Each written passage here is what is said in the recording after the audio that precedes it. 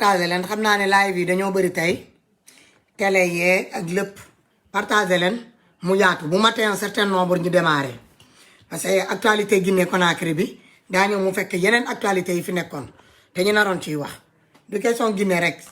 ce qui arrive en Guinée là il est à côté il est chez nous aussi partagé leen boo leen eggee un certain nombre ñu démarré s'il vous plaît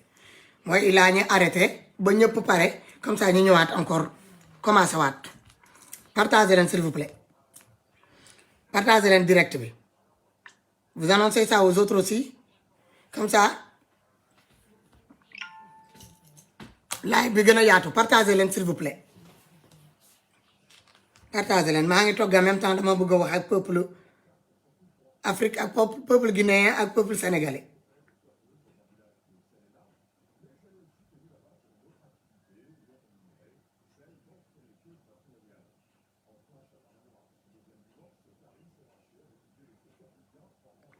partagez leen live s'il vous plaît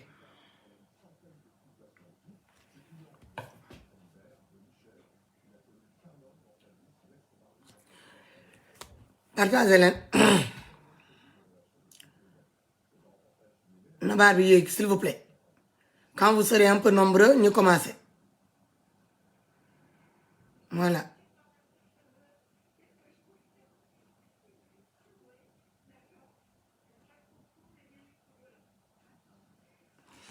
partagez la vidéo ñu waxtaan s'il vous plaît partagez leen ñu wax ci actualité Guinée Conakry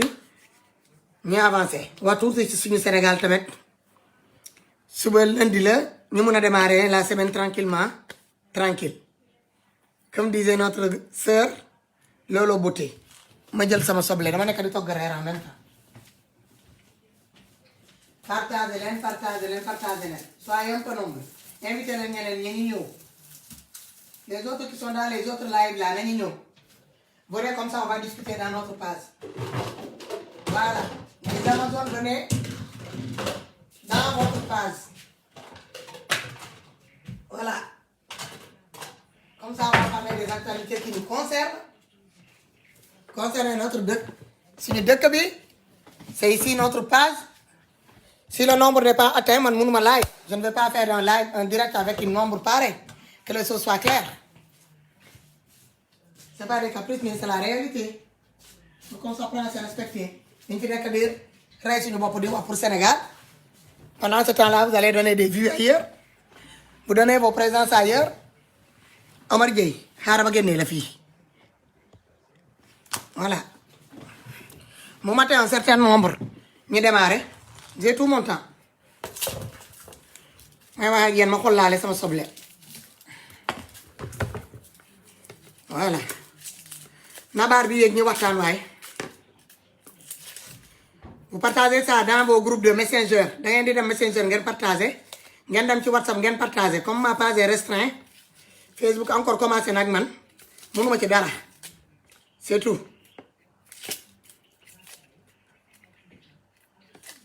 ma page est restreint partagez leen comme ça on parle de notre l'Afrique et du Sénégal parce qu'il n'y a pas seulement ce qui se passe aujourd'hui en Guinée là Birane Diop nuy naa la gëj naa la gis frère gars yi bu ma tee un certain nombre ñu démarré xam ngeen ma man je fais pas un direct avec un certain nombre il faut qu'on se respecte voilà patriotes yi soyez solidaires avec les liveurs ñii di live pour le président Ousmane Sonko sànq maa ngi gis sama frère Assane Diouf ngi live vraiment vous avez répondu présent ça c'est bien Ousmane Tounkara di live vous étiez même pas un nombre de 1000 personnes pour dem seetaan ko merci beaucoup grande sœur merci seen comportement yi de c'est décourageant da ngeen di décourager loo ay nit man moom xam nga problème de vie sonnalu ma mais dama leen di wax dëgg bi parce que il faut ñuy xoolante ci biir bët ñuy waxante dëgg Mati 3 Pommes a ngi noonu di leen duulal te bëggu leen yéen a fa fees yéen patriotes yi yéen a fa nekk ci Mati 3 Pommes yéen a fa nekk ngeen dem toog di xaar seen mu toroxal leen toroxal seen parti toroxal seen seen leader politique loolu ngeen dem uti ci bati 3 pommes maa ngi nii ma ne leen ma taal sama connexion gisuma leen boo leen noté leen certain nombre damay couper live bi rek supprimer ko dem nekk sama yeneen occupation c'est pas des caprices mais c'est la réalité léegi daal ñu yàq sama der ñu ne damay booster sama page xaw ma lan lay booster ndeyam sama page man damaa soxla booster sama page non non non non j'ai pas besoin de booster ma page voilà au bout de 20 minutes si vous n'êtes pas nombreux ma coupe live bi ma bàyyi leen ngeen dem à votre occupation mu jeex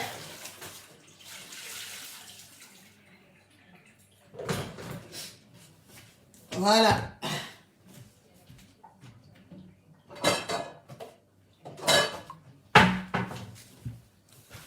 dëgg vous partagez le direct s'il vous plaît partagez leen ko et soyez nombreux man moom avec des petites vues là personnes là ñi fi nekk les 200 et quelques là 500 sa tey du tax ma wax 500 personnes sa réunion dans ma page du tax man ma wax que les choses soient claires 500 personnes bu fi nekk du tax man ma wax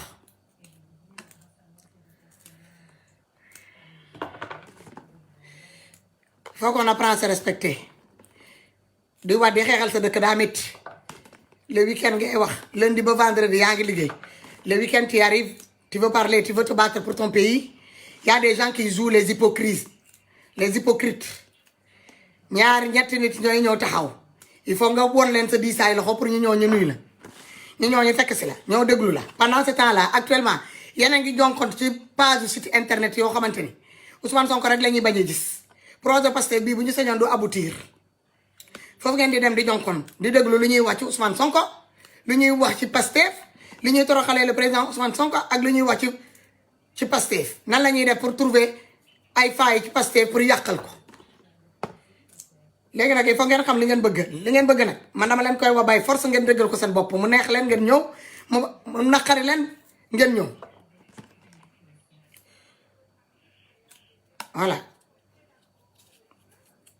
xam nga lu tax ma leen di defaral sama caprice yi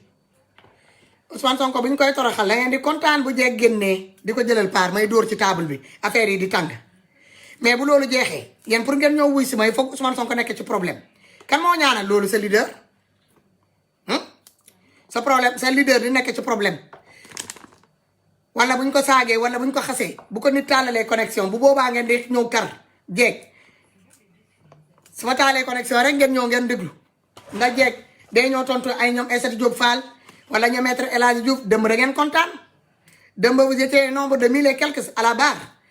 parce que dëgg ngeen Mati 3 pommes dëgg ngeen maître El Hadji Diouf dëgg ngeen leneen ak leneen ak leneen maa ngi xaar lu raw loolu léegi nii boo leen bëriwut nañu waxtaan nii rek bu ñu paree ñu coupé dama yàq sama salive de dama yàq sama énergie il faut ngeen xam li ngeen bëgg exactement gis ngeen waa Guinée Conakry wane nañ seen bopp li ñu bëgg exactement avec la complicité de l'armée léegi nag yéen les pauvres loola de Sénégal la toog leen ngeen di xaar xamu leen li ngeen bëgg bu tey ngeen teg seen taat yi ci banc bi dem di seetaan Mati 3 pommes vous êtes nombre de combien xaaral ma dem ci Mati 3 pommes may leen ma tuuti comment on fait ça encore je vais vous montrer tout de suite seen hypocrisie bi ngeen àndal moo tax man ku ma yónnee message ci suuf ay le président Ousmane Sonko combat bi nangam je t'envoie chier parce que vous êtes une bande de minables hypocrites maa ko wax la majeure partie d'entre vous voilà Macky Sall lan la bindoon sa ci kiyam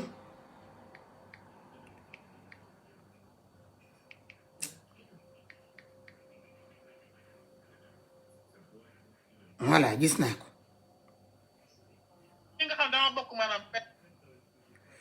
damay couper son bi yéen a ngi nii yéen patriotes yéen a nekk see Mati vous êtes nombre de 1776 Digital connexion yi ngeen bëgg a nekk fii dans les environ dans les 500 duma fi laay de duma wax de te boo leen continuer nii waat naa ko yàlla muy Ousmane Tounkara muy man jeeg muy Khalifa Sall dañuy jël benn pause de quelque temps ñi seetaan leen parce que yéen da ngeen yabaat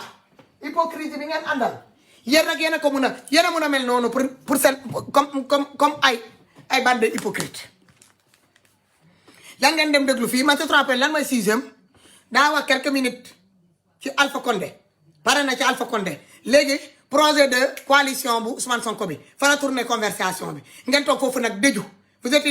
nombre de 1700 et quelques à la barre di déglu des conneries de Maty Trois Pommes te lépp ça tourne autour de Pastef et le projet Pastef boo la jógee ngeen may yónnee dans mon WhatsApp là j'en ai plus de 6000 et quelques messages ay audio yu dul jeex yow de patriote la yow de lii dem ba rek bi ma live fii ma dóor ci maître El Hadji Diouf dóor tuuti ci Françoise Hélène ak ci Maty Trois Pommes vous m'avez applaudi vous étiez tellement content ça vous a excité léegi nag maa ngi ni taalaat naa maa leen di xaar vous venez vous me répondez wala defu leen ko li ma naroon a wax ma fomm ko ma bàyyi actualité bi jàll muy jeex takk patriote yi yéen da ngeen soxla éducation dëggantaan éducation ngeen soxla éducation bi ngeen soxla ñun ñoo leen koy jox nag ñun les liveurs nag ñun ñoo leen koy jox parce que fa ngeen xam bu Issa Diène di live bu doo la nekk sa 500 à la barre béykat du ma live ba ma sonal ci m'énerve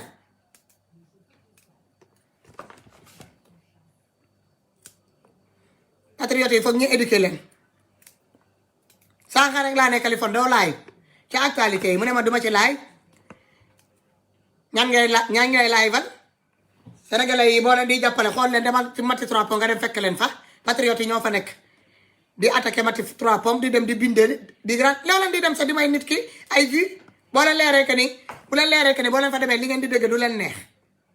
man fu ñu may toroxale wala di toroxal ñi ma bëgg man du ma fa dem xandaale du ma fa dem toog mais da ngeen ñàkk tellement personnalité ñàkk xam li ngeen bëgg exactement xamu leen sa lan mooy la définition d'un patriote yéenay dem toog foofu est-ce que xam nga lan may bëgg xam nga lan may bëgg nit ki boo ko bëggee doo dem toog fu ñu koy toroxale doo dem déglu fu ñu koy waxal lu ñaaw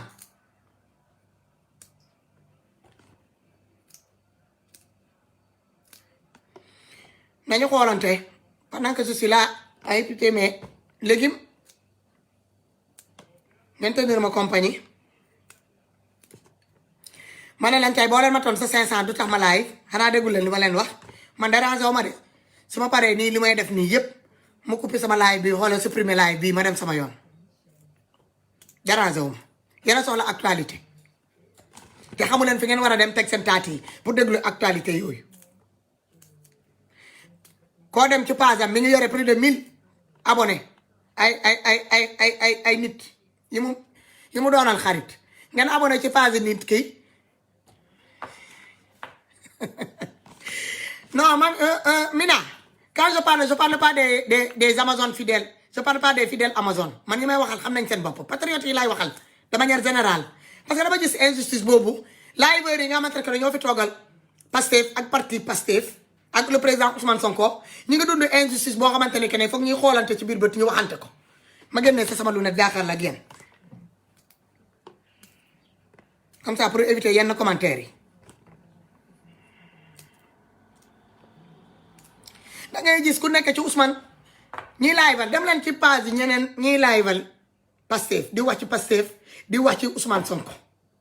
lu may wax nii waxuma ko par rapport ak man parce que man vie moom dérangé wu ma man sama vie yi moom ma wax ci Pastef wala ma bañ a wax ci Pastef ma wax ci Ousmane Sonko wala bañ koo wax saa bu ma taalee sénégalais dañ may ñëw seet parce que lii ma am nii à la barre am na ñoo xamante ne dañuy taal seen connexion duñ ko gis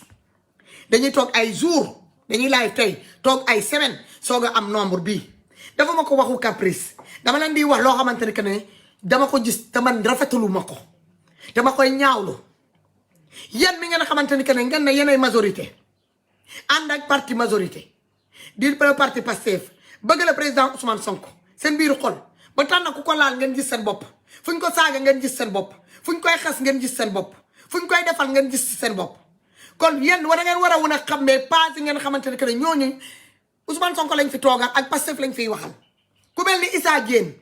lan moo leen di tere Issa Diène buy live doo leen fa dem ngeen may ko plus de 1000 et quelques 2000 vues à la barre dama leen koy laaj yéen lan mooy ndayu yéen patriote bu Ousmane Tounkara di live nga xamante ne que fan yële rek ci ginnaaw la sacrifier vie am tuuti ñu rapatrier ko tàggale ko ay njabootam sandi ko Sénégal ci prison Sénégal yi ñu génn takk suñu tubéy xëy loolu ba yàlla sotti ci ndox bu sedd doo leen mat 1000 pour mu gis sa 1000 personnes sa problème la ok lan moo tax yéen ku mel ni Kaliphone Sall APR la ne woon ma dugal sama tànk dugal sama loxo manipuler ko ba génnee ko APR indi ko Pastef mu ñëw mu jàppale ñu ci combat de mois de mars bi gis ngeen ko Kaliphone Sall buy laay pour ngeen mat foofu 1000 problème lay doon ngeen teg ko fan sànq bi ma ko waxee loolu mu ne ma xoolal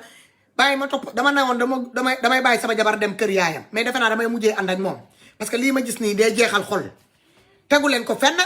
à part seen yëf yi naafeq hypocrisie bi ngeen àndal xamu leen fi ngeen di teg seen taat xamu leen li ngeen bëgg xamul leen li ngeen bëgg boo leen fi matoon sa 500 du tax ma ŋaan man li ma leen wax dama ko xam man du ma ñoom Ousmane Tounkara du ma ñoom Jiji ñoom Akhenaton man du ma Issa Diène du ma Kaliphone Sall man damay jaaxal la ngeen wax leen ko dama leen koy tojal di leen ko subuj di leen ko sabaj seen xol yi di buruj baraj parce que vous êtes des bandes la majeure partie des bandes de hypocrites yéen ñii nee ni que da ngeen bëgg Ousmane Sonko taaw temm bu ñu nee bu ñu posté nit pour ngeen xam seen yëfi baadoo la fu mu toll man fu ñu may saaga yeneen fay dem di mayee foofu ay 10 000 vues laay gis ñooñu di am ay vues te man bu ñuy saaga Ousmane Sonko ma toog fii ma di ko défendre yéen ngeen waroon a mën a gis man fu ñu may poste wala fu ñu may saaga ngeen ñëw ngeen gis poste boobu ngeen won ginnaaw ngeen bañ a réagir mais doo leen ko def yeneen dem di mayee foofu ay cœur di mayee ay vues di yëg ba borom foog ni que moo téegal gaynde le lendemain mu ñëwaat encore mu bii saat François Hélène yeneen koy may buzz léegi bañ dem na sax ba mu rakkaaju bu live ba pare da koy jaral sax bu jël xaalisam dollar dugal ko ci biir Facebook pour booster page am bi pour live di yéeg jusqu'à 200 et quelques mille vues pour ay saaga di booster man du ma booster kenn ndayam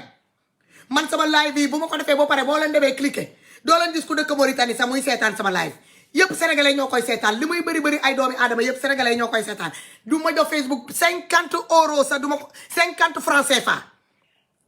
mooy CFA bi 50 francs CFA existe na ba léegi defe naa de du ma ko dugal Facebook pour booster sama page bi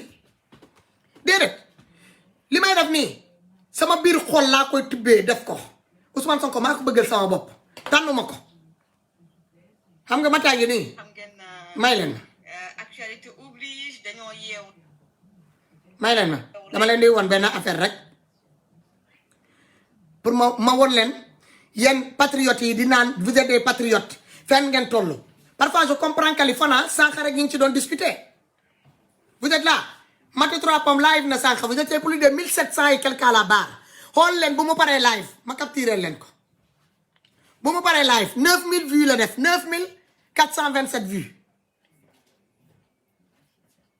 je suis en train de préparer ton yassa tu es en train de regarder là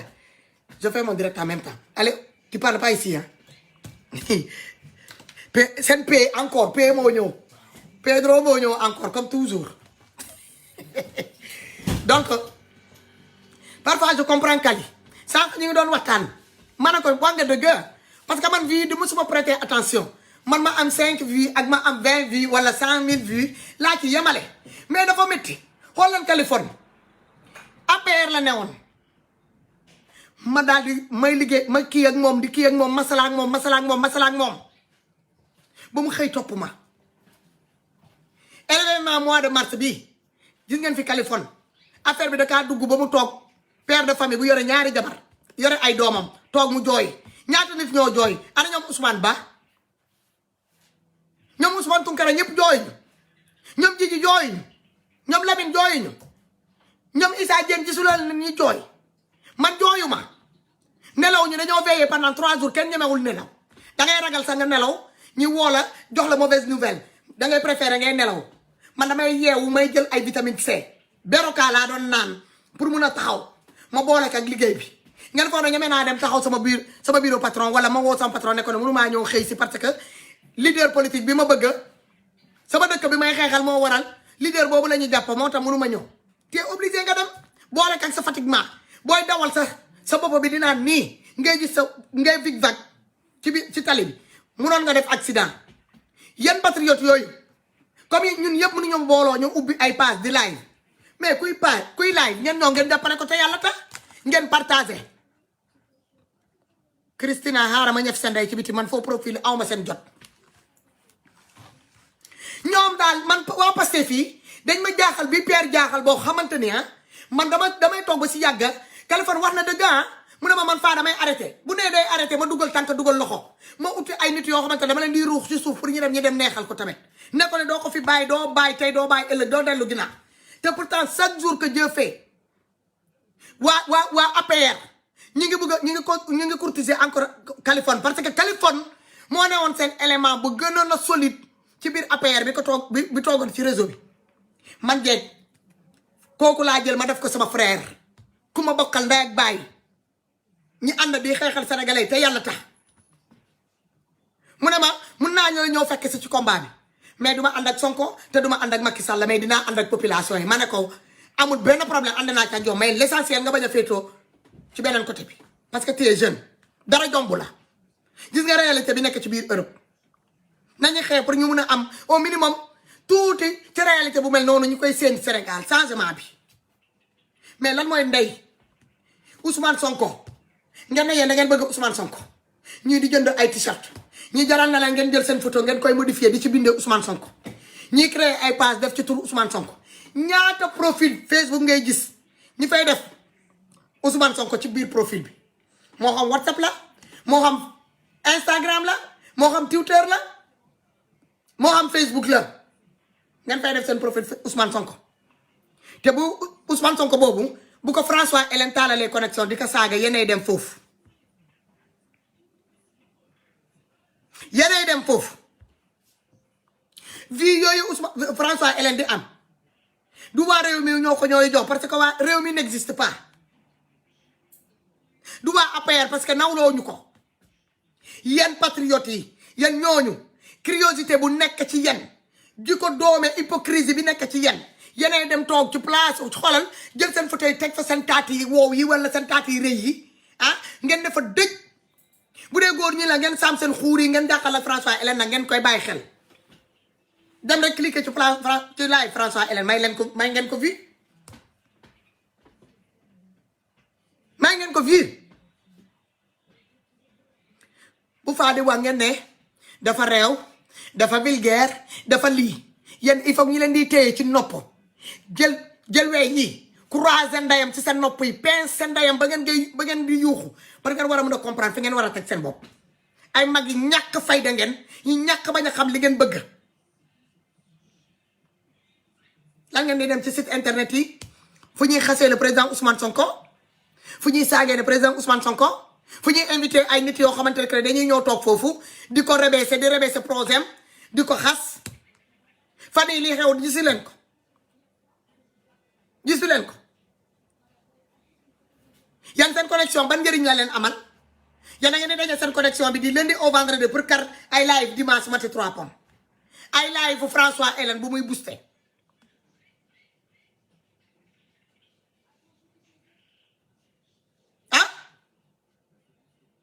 da ngeen naan parfois du ma wax dama leen di seetaan mais boo toogee ba si yàgga bu dee doomi aadama nga te nga gëm nit ki nga bëgg nit ki munoo toog ngay seetaan yenn nii man Ousmane Sonko bëgg bi ma ko bëgg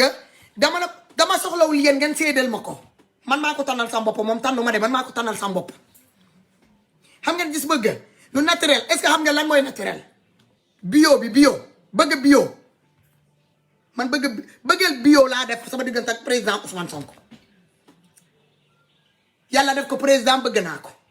te su ma sañoon yàlla def ko président même bu artuwul sax bëgg naa ko ba pare bëgg du bañ donc kooku man fi ñu koy saaga jomb naa mayee foofu sama nopp garmi yii ma di ko déglu jomb naa dem di fa mayee ay commentaire wala di fa may samay vues wóor na yàlla ak waxtu bii ma leen di wax Maty 3 Pommes live am bu ma leen di won nii ba léegi mënuma ciy cliquer parce que sama yaram mayuma ko bëgg ma bëgg le président Ousmane Sonko mayuma ko projet Pastef bi nga xamante ne que moom la ñu mettre en place mayuma may dem di déglu ku mel ni ñëpp képp koo xamante ne que man ràññee naa la ne que di yow projet Pastef da nga ci bëgg a teg tànk sa bët yi bëggoo koo gis sa jëmeñ ji mënoo ciy génnee lu baax jëmale ko ci Ousmane Sonko ak ci projet Pastef man dama lay araamal sama nopp yi dama lay araamal sama bopp sama vie dama la koy araamal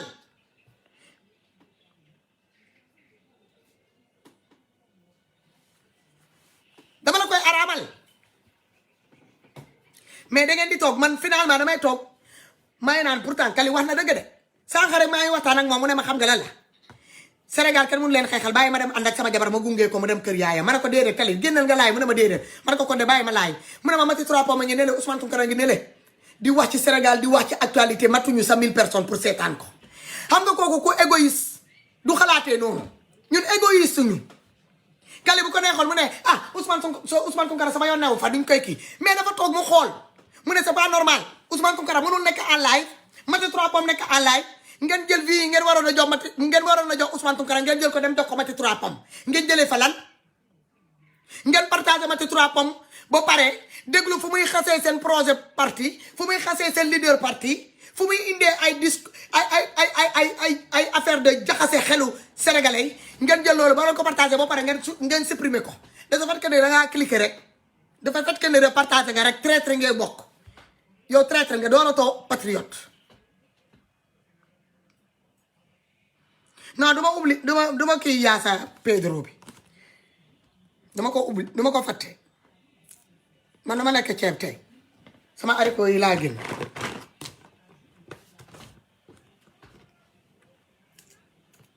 dañuy respectante ma jël exemple Issa Diène day laay ba mu pare te lu muy wax yëpp ci Pastef la projet Pastef mu xër ci nag boo amu ci limite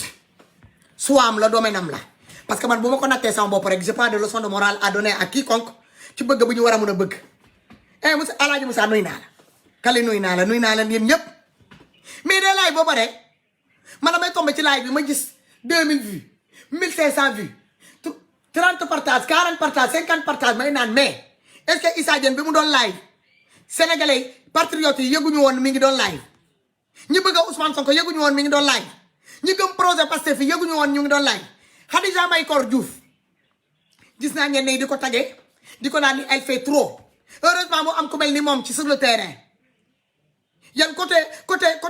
trop bi ngeen gis côté excessif Khadija Mahécor Diouf ngeen gis mais liggéey derrière ces discours là buy waxee xadar lay waxee doole lay waxee man léeg-léeg sax bu ma ko gisee muy wax may naan ay sama turandoor yaay ji est-ce que du ñoo daanu suñu loxo fii mais moom noonu la ko yàlla bindoo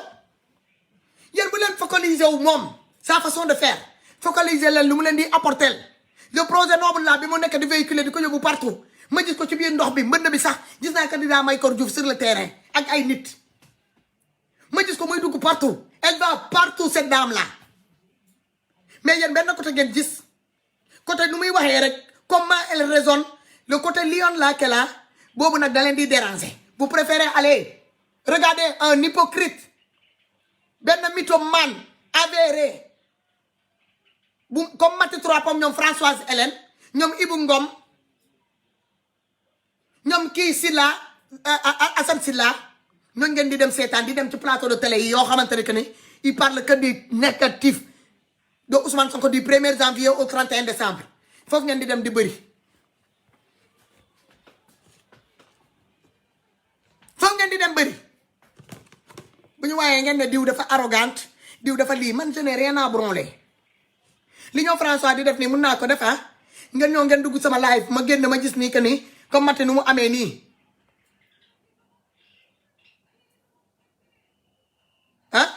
ma dugg ma booster du ma ko def sama carte bancaire du ma ko jox Facebook déjà abonnement bi may fayal page bii pour mun fii toog est-ce que vous vous rendez compte 69 euros ñaata la ci CFA je ne sais même pas mettez-moi la calcul defaral leen ma calcul fii 50 euros du moom mooy 32 500 francs loolu du dépense sama mokk su ma ko doon yónnee chaque dernier mois yokkal ko sa argent de poche sama yaay loolu du xaalis mais je l'ai dépensé sur cette page là pour sécuriser page bii mu doon page bu am doole ma mun fii toog di jouer les Amazones à 100% pour le parti Pastef l'idéologie Pastef et le leader politique qui est Ousmane Sonko loolu doo leen ko gis côté Fatou bi ngeen xamante ne ku ko saaga ndey mu fayu boobu nga moo leen intéressé boobu moom di ngeen ci wax vous êtes prêts à devenir des monologues à être des donneurs de leçons pour mun a ñëw jàkkaarloo ak man te chaque dimanche ngeen trahir les patriotes là qui se battent pour ce projet noble de Pastef pour le leader Ousmane Sonko ngeen ñuy trahir dama ne woon du ma génn mais bi ma waxee Kali ba pare ma dem ma xool live Ousmane Tounkara sama xol bi jeex ma ne ñii il faut ma wax ak ñoom patriotes yi il faut ma wax ak yéen live bi yéen a ko moom voilà su leen neexee bu leen ñëwati mun ngeen désabonner sama page je n'ai rien à foutre mais dëgg bi dama leen koy wax vous êtes des bandits hypocrites bi ngeen doon xamu leen li ngeen bëgg vous êtes des hypocrites avérés man yónnee nañ ma fa benn post ba ay nit posté ma ñu ne nu may live sama page xaw ma lan ñi bind foofu seen grand n'importe quoi ma xool ma ne ñii tontu leen yàq mu énergie la toog wax ci ñoom may leen buzz la du ma ko defati du ma doonati esseelu kenn kuy katt ndeyam di ma yéeg pour mun a atteindre yàlla ci kaw jox ko loxo dama leen ngeen jàpp dama leen ngeen sangu ba ngeen set ngeen jàpp julli talal sa loxo yàlla may leen lu comme lu ma may du ma doonati esseelu kenn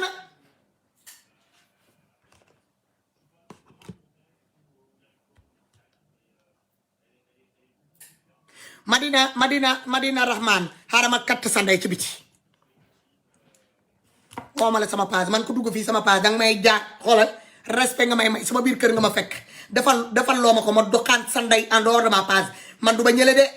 xanaa gisu leen page bi dañ fa bindee dañ leen nee les Amazones lañu leen wax guerrière salopardra yi ngeen doon voilà 39 350 francs loolu du dépense nga koy génnee ci page pour xeexal ay nit des minables comme ça là ils vont donner leur vie ailleurs ils vont aller apporter leur soutien à des imbéciles qui passent leur temps à insulter leur leader ngeen ne yéen da ngeen am fulla da ngeen am fayda xamu leen sax lan mooy fulla damoo fulla da ngeen koy dëgg nii rek xamu leen ko qu'est-ce que ça signifie parce que minable maa ko wax dem la ngeen posté ma ku ma posté ñu indil ma poste boobu ma xam sa tur ma xam sa sant dootoo ko dolliwaat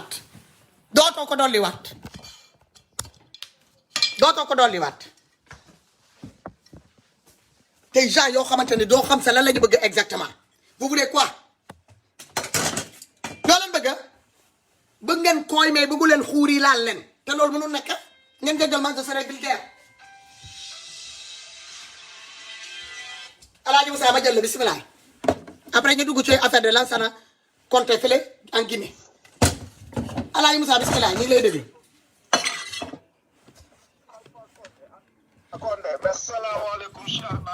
maaleykum salaam Alaaji Moussa di jégalu.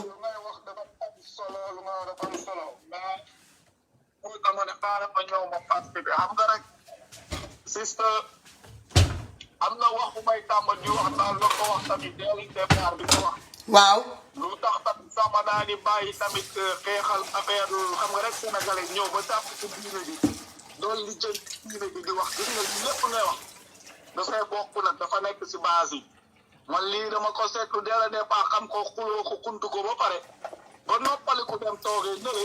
dem li jël ci leneen loolu lépp lu ko waral ngoru nit ñi la ñuy monétiser ngoru nit ñi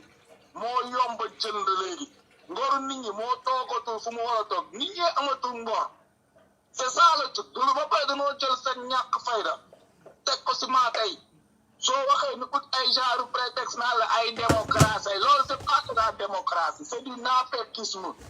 nit doo taxaw ne da ngaa ànd ak moom wala da nga kaa bëgg da nga kaa soog ba pare fu ñu saagee ndeyam nga koy partagé nga dem di fa fees dell wala di ko seetaan di ko déglu ba di am loo fay jottali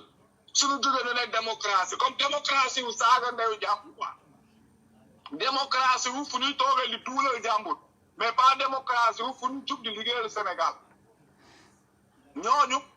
dañoo am ay problème bi mooy dañoo téye depuis 100 ans jàngalu ñu jël suñu ngor yi nu jaay ko ñu def ko si ay bâche jàngalu ñu nuy apporte nu muy goree fu muy yeb ak nu muy téye ngorom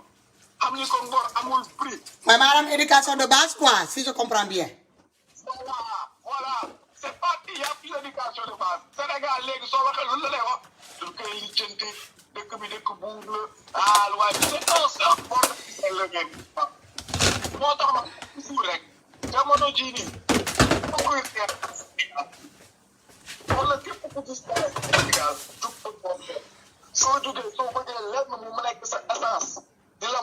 di la ñaax jàppal si xale yeeg génération future yi di ñëw nga jaayante def si ñoom pour ñun lii nuy dund ñu bañ koo dund lii moo tax du ko exemple pour du xeex bi parce que gis nga ñun ñi suñu génération bi ñun ñi nekk nii c'est trop tard de c'est trop tard ñu récupérer ñu ko récupérer rek ñu mën a jàppale ñu jàpp si la mais léegi c'est trop tard sa futur parce que da ngay gis ay nit yoo xam ne soo xoolee lu nekk seen bopp bi yow wax lu lay wax doxalul sax pour ay pour la ñëw ginaar doxalul ko sax wax duma daan dara dafa dëgg. donc. xaaral ma jël affaire bi pour mu son bi gën a ba kii jóg ma ñëw Moussa ma ñëw. comme moom Sénégalais yi ñoom lu leen tax instant bii nii du jàmm de seen kumpa ak naa fekk seen kumpa ak naa fekk rek voilà. ci saagawee fu ñuy yuuxee ñu dem fees fa dell soo jugee ak ñëw tey ñu saaga suñu ndey ba sonn suñu jugee di fayu ñu ne la noppil te les mêmes doomaraam du ñu partagé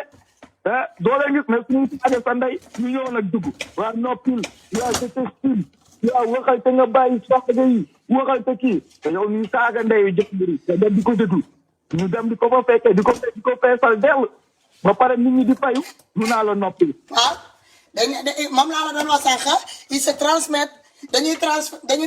dañuy kii seen bopp transformer seen bopp des monologues des donneurs de leçons di la bàyyiloo di la jox des leçons de morale di la yedd xam nga dem bu ñu paree duñ la partagé seen yoon nekkul duñ la partagé seen yoon yokkul si dara te ñoom ñooy demaat encore fu ñu lay saaga yooyu foofu la ñuy nekk. waaw yow danoo yabaate ay tàppet lañ ñii ñenn ñi ay tàppet lañ ñenn ñi réew ñeneen ñi lan dénkumpa naa fekk moo tax ma naa leen ne dès le départ gis nga y a beaucoup d'infiltrés wax gi moom foog mu clair si woo ne ngeen ko xam ñu bëree ngi sax si biir page yi di ñëw waaw yow sama kii dama laa kii dama nii di ñu fende c'est des infiltrés du leen a yónni ñoom ñu si bëri am benn sens moo tax lu war def laal na nga ko def rek am si fulla ak fayda nga def ko te nga bañ leen see xool nga xool xam ni que daal lii sunu ndaw mi ak sunu sët yi di ñëw moom la ñuy xeexale ñuy bañ ñu dimbali ñu dund mais ñun sunu génération bii yaa ko des camps ak ay dog ay mbaam yu ñu raxas seen bopp yi ba pare on nous a déjà lavé les esprits quoi sunu xel yi rek nañ. loolu mooy dëgg bi. man daal loolu laa amoon lu may participer ba pare nag Alpha Condé comme lu may wax rek. loolu moom dafa fay def benn point. waaw. armée Guinée def na liggéeyam mais tamit bu mu nekk wax boo xam ne ni que ëllëg dina leen ko reetaani wala joxoñ leen ko. parce que neex na loolu ñëw def pour ne jàpp ko président fekk di jéem a kii mais ok mais soo bindee ba pare ñoom si boppam lan leen fa nar a def ba pare su fa nar a teg tamit lan la fa nar a def parce que y a 2 cas maintenant. voilà ñoom armée bi gis nañ ba passé Dadis Camara ba mu ñëwee tamit def le même cas nu mu demee après tamit lan leen fi tegaat on nous a amené un Condé léegi ñoom tamit dinañu ñëwaat def le bordel pare dem jëlaat un autre con ñëw teg ko si dëkk bi wala lan mooy xew. j'espère qu'ils vont pas le faire j'espère qu'ils vont pas le faire non mais xam nga lépp yeewu la rek. xam nga tey africain yi dañoo rëy yaa ñun africain yi dañoo rëy yaa foog ni que yeewu nañ fekk ñoo ngi sa nelaw yu njëkk ya.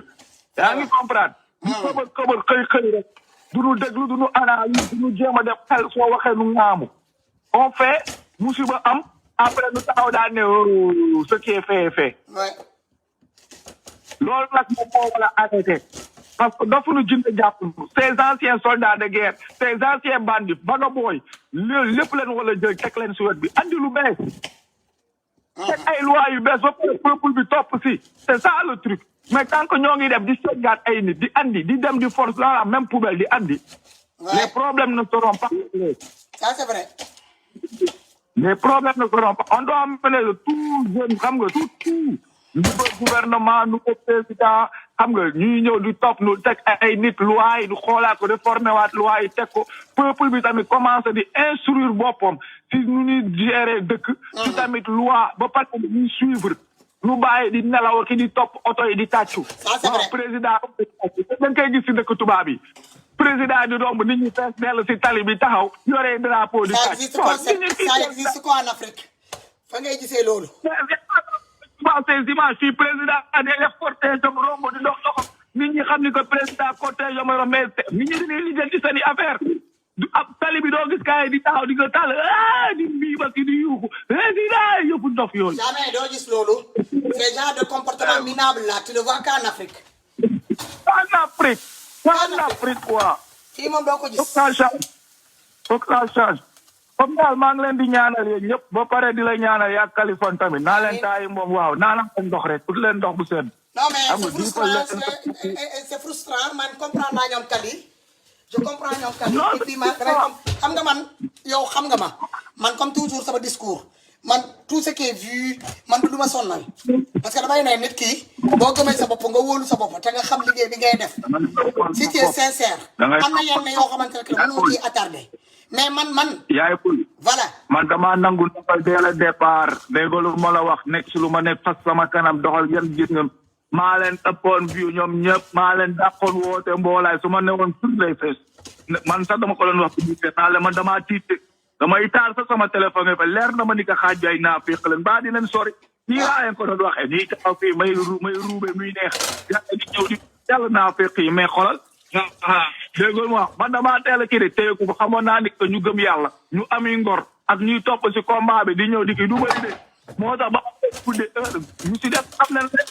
ñu def si combat bi nekk si wax gi ba léegi sax toog di doxalee jàpp Sénégal jëm kanam wala diine islam jëm kanam ñuy mer tam fii ñu toog saa suñuy réponse bàyyi leen foofu ñu tëb di mer parce que c'est même con ñu naan la bul saaga bul wax bul kii du ñu partagé amuñu benn njëriñ ak yëguñu wax voilà moo tax man ma toog nekk si lu ma nekk di ko doxal ak ñu ko gëm point. le reste là ma dem bàyyi toog li jëm ci leneen. yii du lay sonal lay tàggal. jërëjëf merci beaucoup Moussa. jërëjëf am leen jàpp merci. yàlla defar la jàmm tamit Moussa dégg ngeen intervention Moussa damay wax ni parfois damay mer ma wax ak yéen ci ton boobu may jël noonu di wax ak yéen c'est pas pour vous manquer respect mais dama leen bëgg a wax ni que ni xam nga ko mel ni man man affaire bi dérangé wu ma mais c'est frustrant yow nga dem ba nga mettre ta vie de famille en péril pour un peuple pour un leader politique ñi ànd ak leader politique boobu ñi ànd ak ñi soi-disant ces patriotes là ils te prêtent même pas attention quand tu es en direct ah dama dem ma dugg ci live Ousmane Tounkara may sangu may déglu live Ousmane Tounkara vie di gën a wàcc pendant que vie Ousmane Tounkara yaa ngi wàcc vie Matis Trapom yaa ngi yéeg vous trouvez ça normal ah ñoom bu ñu paree loolu la ñuy jël di ko crime chat ah di crime chat bu Ousmane Tounkara bi dem daal di ko posté ci biir page bi ñuy ree yéen ngeen waroon a mun a def une bloc ngeen xool que ñan ñoo fi toogal Ousmane Sonko ak ñan ñoo fi toogal seen bopp ñan ñooy wax pour le Sénégal ñan ñooy xeexal pour le Sénégal ñan ñooy xeex pour projet Pastef bii ngeen taxaw la ngeen jàppale leen te yàlla tax noonu la ñuy jàppale ñun waxuñu leen ngeen jëndal ñu connexion déedéet on a besoin juste de vos partages vos présents seen présence lañu soxla ak seen partage yi yéen a ngi dëgg daa am des différentes amis yi ngeen am ci Messenger ak WhatsApp ku nekk ci yéen am ngeen fi WhatsApp ku nekk ci yéen am ngeen fi ay Messenger ay nit ngeen bokkal xarit ñi doon xarit ci seen page ah mais vous le faites pas pourquoi pour yéen Fatou su ma ko partagé vues yi muy am nangam mais vues yi man du ma ko jël pour me torcher le cul avec les vues ça reste là à Facebook mooy bénéficier sama vues yi man xam nga lan mooy sama fan laay kontaane ma laay ba ma pare fi ngeen may bëggalee man gën maa jox courage ma mun a avancer ci xeex bi mooy le nombre de partages plus il y a de nombre de partages plus je suis fier de mes discours que je fais damay naan ni que sama live bi ma def tey sama intervention bi ma def tey sur le Sénégal wala sur le président Ousmane Sonko wala sur l'idéologie de Pastef a été consommée sur le nombre de partages bi nga xamee ni que yow liggéey nga lu baax c'est pas le nombre de vues il faut être idiote pour nga toog ngay xalaat ay vues ngay xaar ay vues c'est le nombre de partages moo tax boo la duggee il faut ngeen di partager ngeen koy partager mooy partager affaire bi di law di dem vous le partagez à tout votre entourage ku adhéré wu toon dëmb wala barki dem ba tey bu gisee mun na adhéré wu mooy doo leen ko def bon ak soxor bi nekk ci yéen pour yéen Fatou man boo leen ma partagé wala boo leen partagé Ousmane Tounkara wala ngeen partagé Issa Diène wala la tigresse ma jël exemple sur la tigresse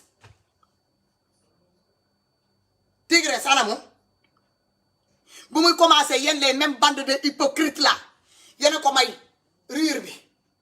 ngeen yëkkati ko ba ci kaw actuellement yéen a ngi nii ngeen wàccee ko ba mu laal zéro yéen ay baadoolo yéen ay naafeq yéen la majeure partie des patriotes la seen jëmeñ yu gudd yooyu mel ni torse ay micro koo ci gis jëmeñam baa ngi toll bi nga gudd ba toll nii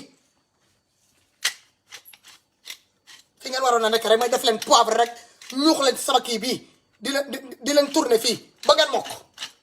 sama moulin à poivre bii laa leen di dugal ma wol leen ba ngeen mokk fenkat yi ku fi dugg tëñ may régler sama règlement de compte nga dugg ka ne nag may defaral leçon de morale doo toog ko ñaari laat parce que moi les vrais patriotes les vrais qui me partagent les vrais qui me suivent les vrais xam naa leen da ngeen di yëkkati nit ki ngeen yëkkati ko ba ci kaw ngeen wàccee ko vie yi ngeen may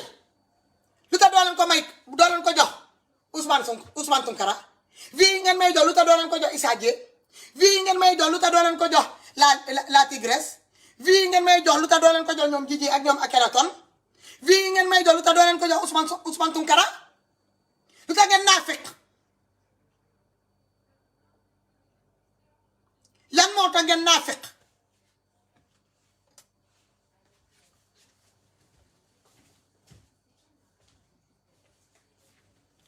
lan moo tax ngeen naafeq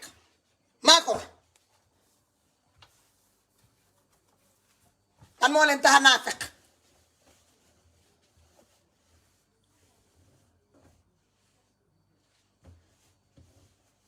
non waxuma waxu kii Mami Faye ma chérie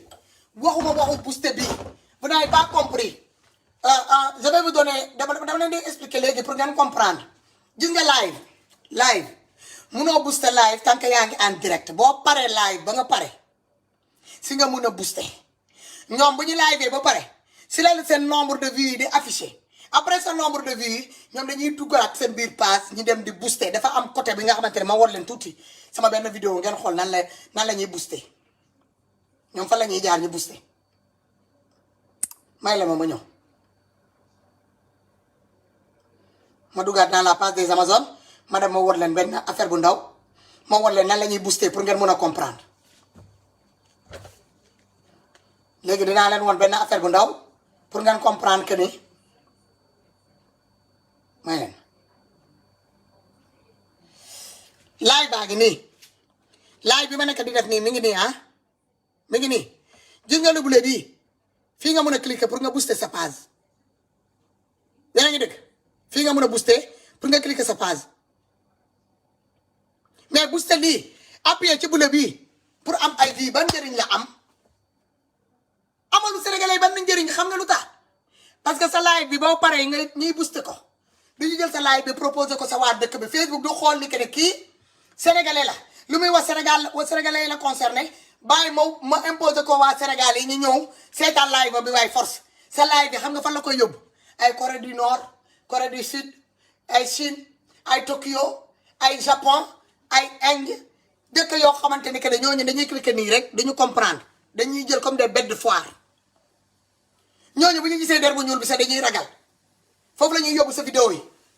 ñooñu bu ñu cliquer nii ñu ne gis nañ benn noir booy fecce buy def ay manière mais kaay gis nañ benn ñooñu genre parc àll lañ ñu téye genre parc àll lañ ñu téye ok donc man ñooñu nañu boosté ñoom François Hélène woo ñoom Mati 3 Pommes bu mu paree sànq live am mi ngi nii man maa ko capturé sànq mi ngi nii live Mati baa ngi nii du gis ngeen vue bi 9000 combien 9724 vues la am léegi boo leen toogee fii ba ci kanam moom moo xam ne 50 euros lay dugal nat 20 euros lay dugal noonu 30 wala fu doolam yem mu dugal ko foofu mu boosté comme François Hélène Demba bu mu live ba pare 2000 et quelques vues la am bu mu paree daa boosté je ne sais pas combien de dollars la dugal mu boosté ko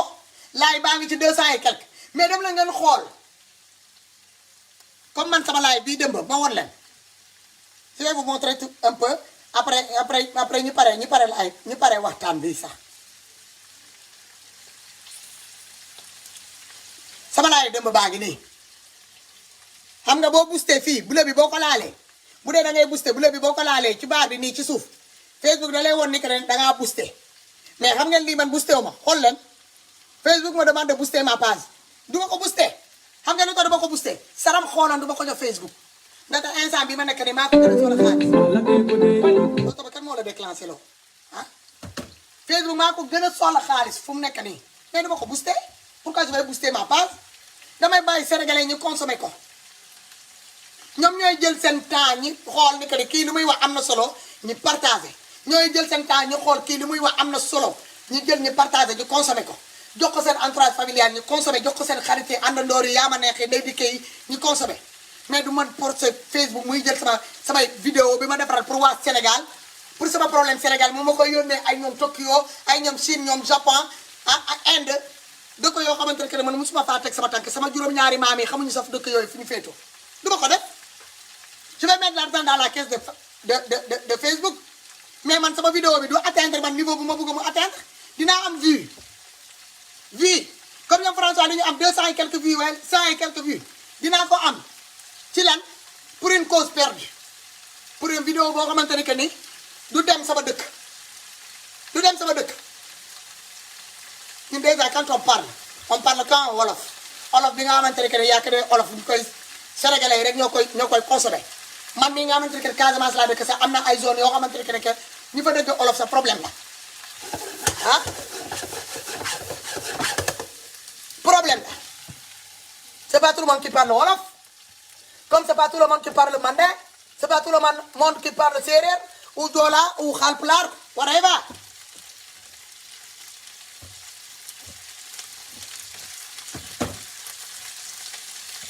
du dëgg yeewu leen et soyez solidaires parce que lii ngeen ko commencé nii man duma leen defaral cadeau de man saa bu ma génnee bu ma taalee sama connexion dinaa dal seen kaw bu baax ba keroog bi ngeen di comprendre man waxuma sama bopp parce que man moom day vie macha allah awma lu ma leen di reproché yéen followers yi sama côté man saa bu ma wootee ngeen ñëw ngeen wuy si ma mais damaa bëgg ngeen solidaire noonu ak Ousmane Tounkara parce que man li may wax li may xeex moom la Ousmane Tounkara di xeex moom lay wax man lu may xeex Issa Diène moom lay xeex man lu may xeex Eva Mancor Diouf moom lay xeex keneen ak keneen ñoom la ñuy xeex ñoom Didi ñoom Akhenaton ñoom loolu la ñuy xeex ku nekk ni ngay xeexee la mais c'est le même combat on veut tous l'avancement du Sénégal le changement du Sénégal loolu laa bëgg ngeen dugal ko seen yuur yi ngeen ñoo jox ma seen 50 000 vues parce que maa ngi wone sama popotam bi ah tey moom dama kaa tay baas ne mbaa seen xol sedd na rek ma won leen seen tay baas gis ngeen tim taat laa def du dëgg boobu moom di ngeen kontaan yéen a ngi fii plus de 400 et quelque di ma déglu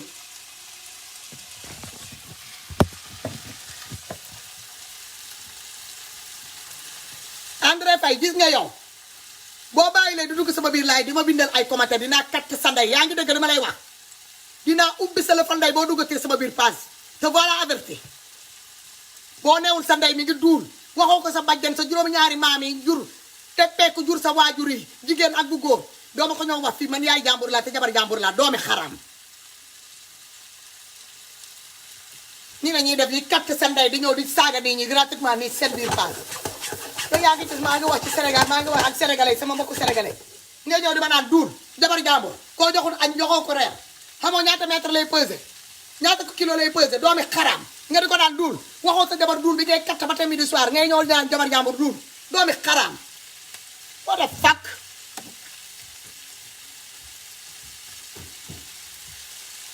waaye gën a àgg gën a réew comme noonu ngeen ko bëgg a jàppee nañ ko jàppee noonu bande hypocrite yi ngeen doon exactement Zeyna Fall c'est des vues yoo xamante ne eh grande sœur nuy naa la su ma nee grande sœur rek xam nga sa bopp damay bañ a tudd tur ñi dem ñi di la posté ah soyez solidaire avec ces live dafa métti damay toog may gis vie ngeen di jox tous ces liveurs là ñiy liveal Ousmane Sonko man bu dee man rek ngeen di doon xeex sax dinaa doon nee ne que ne ah Fadé may ñu la vie man awma lu may plaindre ci vie wax dëgg yàlla macha allah ma bañ a tattu sama bopp waaw man awma lu may plaindre ci côté vie waaw parce que man maay nit koo xamante ne je prête pas attention aux vues je prête pas attention à vos présences parce que man saa bu ma taalee yàlla dafa def saa bu ma taalee ngeen ñëw wuy si ma mais lan moo tax doo leen def la même chose aussi bu ñeneen nii bu ñu taalee seen connexion pendant que Mati 3 Pommes ngeen boycotté ñaari plateau yoo xamante ne ñoo toog des 2 plateaux nuisibles là pour le parti Pastef et le projet Pastef et le projet pour le leader Ousmane Sonko mooy Mati 3 Pommes ak François Hélène loolu moo tax doo leen ko def man loolu laa bëgg ngeen tontu ma loolu tax doo leen def loolu gis ngeen man limon yi may utiliser limon yi laay utiliser des limons de 1 litre ça vient d'Italie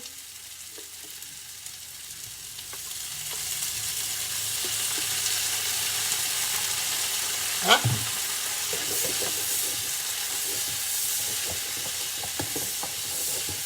togguma yaa sa Sénégal boobu nga xamante ne que booy togg sa kër gi yëpp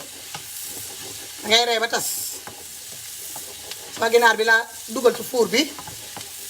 marine dugal ci four bi doore na benn côté bi ma tourné waat ko beneen côté bi ma nekk nii di faire revenir mes oignons su ma paree sotti ko ci kawam muuru ko ak papier film bi le temps que ñànkatan bi ceeb bi di ñor pare naa am naa tuuti bëgg am naa tuuti bisaab Casamance sama biir frigo ma génnee ko tàngal sama waa kër yi reer man moom ma ñoo jàpp ci haricot vert bi comme on est en plein régime kay j'ai envie de manger des haricots verts hein léegi Alpha Condé je viens sur le sujet de Alpha Condé. Alpha Condé je vais parler même en français ngeen jàppale ma nag les monologues là soi-disant qui parlent bien français là man j'ai pas les diplômes de Victor Hugo hein man je parle français boo xamante ne de monsieur et madame tout le monde et grande sœur Fatfata Trondor dara naa la woo dinaa la woo bu ma paree live su ma paree live dinaa la woo grande sœur dëgg naa la dëgg namm naa la namm suñu waxtaan may leen ma xool parce que man tàngoor rek laa ragal ah j'aime pas la chaleur voilà je suis désolé je vous montre pas ce que je suis en train de préparer mais de toute façon vous avez compris que je suis en cuisine voilà je suis bien active en cuisine je suis en train de préparer mon yassa demi-sénégalais yassa sénégalais européen voilà léegi mën naa bàyyi sama sauce bi muy réduire ndànk fekk du ma déplacé wu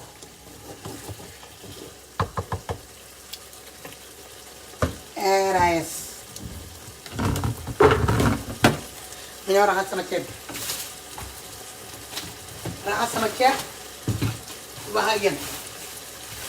voilà ñun saak ñun ceeb parfumé bii lañ fi am bu neex boo xamante ne Sénégal duñu leen jox boobu bii c'est certifié ñemew ñoo gis ngeen ko lii c'est certifié mi ngi nii qualité supérieure lañ ci bind certifié qualité supérieure moom la ñuy jox tubaab yi fii ñu lekk ñun nag au Sénégal ceebu fas bi ak ceeb bi ñuy jox nag yi moom la ñuy jox sénégalais ñi lekk man saako ceeb bii depuis mois de mars laa ko am sama biir kër gi mois de mars laa ko jënd mois de mars ci semaine bi benn yoon ngay togg ceeb parce que doo am jot ceeb bu bëri da ngay constipé wu te mënoo dem di liggéey kër jàmbur yi ngay naan da ngay dem ab toilette pour déboucher parce que sa postérieur bi parce que lan la dangaa lekk ceeb si kër voilà 2 gobelets rek doy na sama waa kër yi mën nañ koo reeree tey suba boo moytulee du jeex ñu sandi loolu la ñu bëggal waa Sénégal tamit ñuy lekk ba suur di naan ci ndox bu baax bi di tëdd bu normal di yeewu doom yi di dem suñu doom yi di dem suñu jarbaat yi suñu doom yi ñu bàyyi dëkk ba ñuy dem ci école yi baax suñu frères yi di am seen xëy gontu am formation bu baax ku feebar nga mën a faju ku mar ñu jox la ci ndox bu baax bi nga naan fekk duñ la joxal waa kër puub moo tax genre message yooyu bu ñu koy passé te doo leen indi seen présence doo leen indi seen soutien day frustré loo nit voilà dama comprendre Kali ah saa bu bëggee bàyyi ma ne ko doo bàyyi mu ne ma non non sénégalais yi da nga leen di xeexal patriotes yi da ngay nekk fii di leen xeexal ñoom ñuy tourné di la xeex da ngay nekk nii Ousmane Tounkara xoolal lu ñu nekk di def Ousmane Tounkara Kali génnul pour wax pour moom de mu ne Ousmane Tounkara te trouve ça normal Ousmane Tounkara taal connexion mu nekk di wax ñu bàyyi Ousmane Tounkara dem jóoru ci Macky 3 pommes au nom de quoi ñu teg ko fan ngeen teg ko fan yéen patriotes yi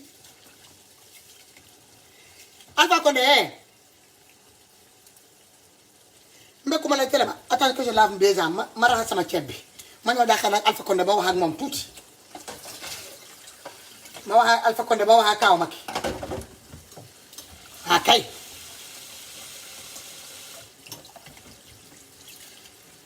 Alpha Condé tu sais quand on vous nomme quand le bas peuple là vous nomme président se lève le matin de bonne heure pour aller jeter leur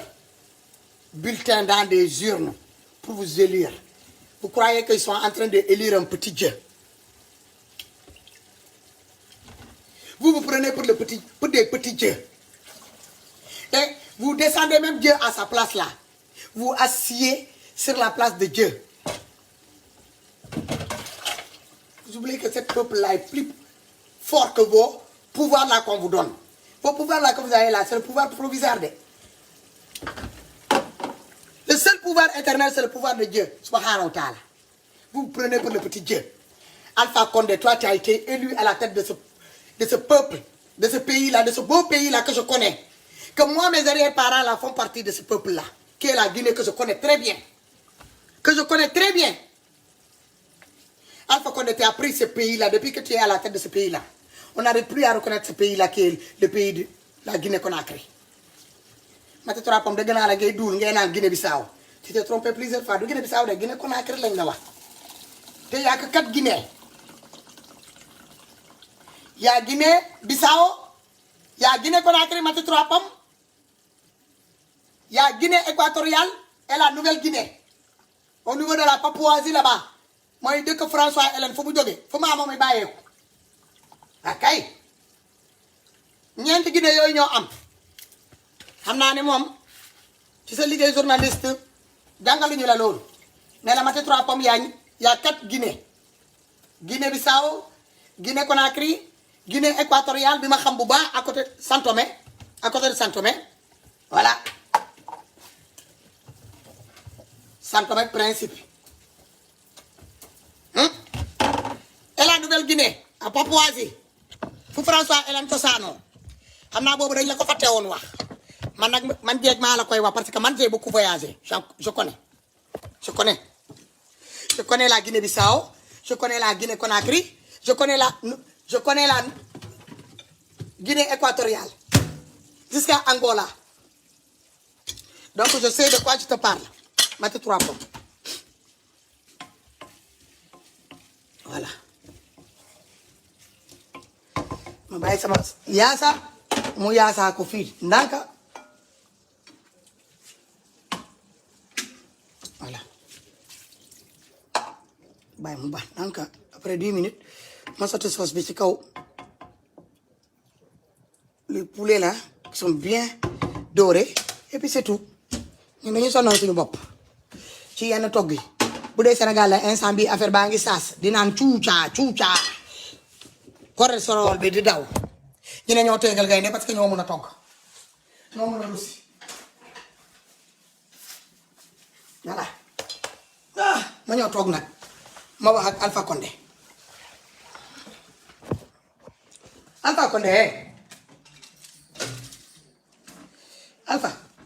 Alpha ivrogne Condé Alpha qui boit comme un trou Alpha, le peuple guinéen, là,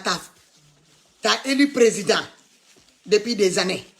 Depuis le jour qu'ils t'ont élu président à la tête de ce beau pays-là qui est la Guinée-Conakry, là, ils n'ont pas vu la paix avec toi. Ils ne dorment pas en paix, ils ne mangent pas en paix, ils ne voyagent pas en paix, ils ne se soignent pas en paix, ils ne boivent pas en paix. Tout est parti à la dérive. Alpha Condé, depuis que tu es à la tête de ce pays-là, Alpha Condé, il n'y a que de l'impunité. Tu frappes, tu tues, tu humilies, tu enfermes à tort et à travers. C'est la dictature sévère que tu as implantée dans ce beau pays-là qui est la Guinée. Avec des mercenaires que tu as été recrutés un peu partout pour ne pas citer les pays voisins là. Là où tu as été chercher les mercenaires là. Tu sais très bien d'où tu as été chercher tes mercenaires. Pour venir, comment dirais-je, évincer Dadis Camara à la tête de ce pays-là. Toi, Alpha Condé. Tu te prenais pour un petit dieu. Mais aujourd'hui, le peuple guinéen, les vrais patriotes guinéens t'ont prouvé que seul la règne de Dieu, subhanahu wa ta'ala, est éternelle. Toi, tu es provisoire sur terre. Tu es en liberté provisoire sur terre. Donc, tu ne peux pas te comporter. Tu ne peux pas avoir un comportement comme une personne éternelle sur terre. Alpha Condé, la dernière fois que tu as commencé à tuer, quand je pense à l'image de ces familles éplorées là, que leurs enfants ont été massacrés, d'autres ont été tués avec des voitures, d'autres tués à des coups de fusil, d'autres écrasés contre des murs avec des voitures de police, des mercenaires que toi-même tu as recrutés. Alpha Condé, c'est là où j'ai compris que toi, tu vas pas rester éternellement à la tête de ce pays-là. Parce que tu en as tellement versé du sang. Le sang humain est sacré. Nul n'a le droit de tuer. Point. Toi, tu n'as pas le droit de tuer. Personne n'a le droit de te tuer. La preuve aujourd'hui, quand ils t'ont captivé là comme un chien, ils t'ont mis dans un coin. La preuve. Je vais montrer les images un peu pour que les Sénégalais y voient. Pour que les Sénégalais y voient. Regarde-toi. Voilà un président ivrogne là qui parlait comme s'il parlait à des merdes. Tu prenais ce bas peuple là, guinéen là, comme des sous-merdes peuple. Aujourd'hui, c'est toi qui te retrouves en bas de l'échelle là, c'est toi le sous-merde. Piétiné en plein jour. Alpha Condé. Regarde-toi. Là, c'est pas une chemise portée par un président de la République. Hein? Là, on dirait un chiffonnier assise. Qui a fait le tour de tous les poubelles.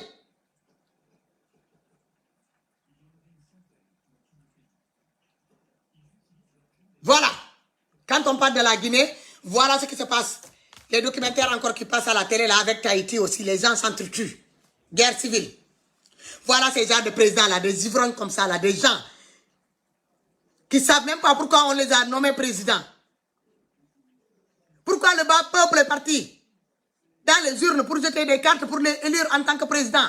Surtout des présidents comme ça qui sont élus, qui sont autoproclamés présidents dans un pays sans le consentement du peuple. Sans le consentement du peuple. Alpha Condé, la première fois que tu as pris la tête de ce pays-là qui est la Guinée,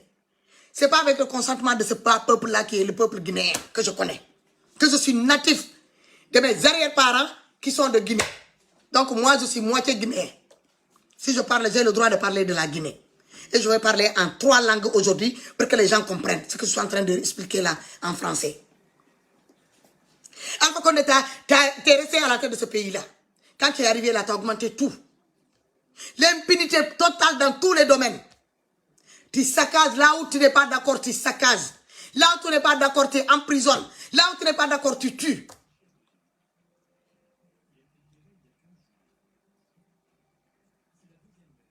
Les paysans, tu les arrases.